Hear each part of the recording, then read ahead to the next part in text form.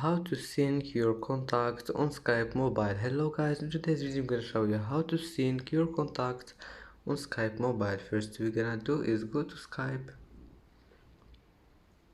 and then click on your profile here, and now go down and click settings and then click contacts,